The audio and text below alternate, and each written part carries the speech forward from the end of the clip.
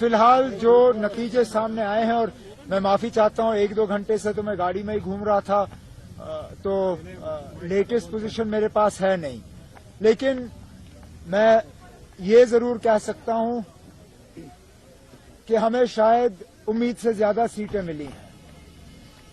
अगर इस इलेक्शन से पहले आपने मुझे कहा होता कि नेशनल कॉन्फ्रेंस की ये पोजीशन होनी है, तो मैं शायद उस चीज को मानता नहीं, खासकर पार्लियामेंट इलेक्शन में जो हमारा हाल हुआ।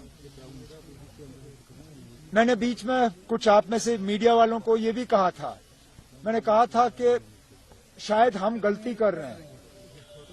जहां हमें रशीद का बारामूला में वेव पार्लियामेंट इलेक्शन में नजर नहीं आया, इस बार हमने बढ़ चढ़ा के उसका वेव देखा जहां वेव था ही नहीं।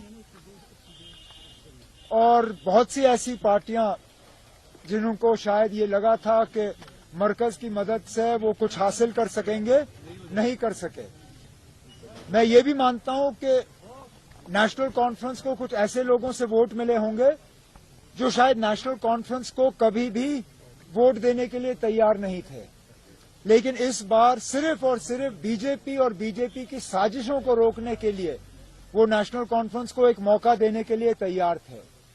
अब हमारी, जैसे मैंने कहा, हमारी जिम्मेदारी बनती है कि हम इस वोट को जाया ना होने दें, हम लोगों के उम्मीदों के बराबर जो है उतर आएं और अपना काम करें।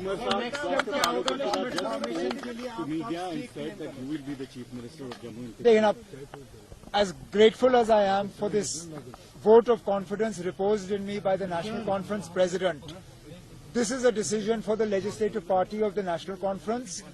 It is a decision to be taken by the allies together. The National Conference Legislative Party has not met. Let the National Conference Legislative Party meet. I am not staking a claim to the Chief Ministership of Jammu and Kashmir.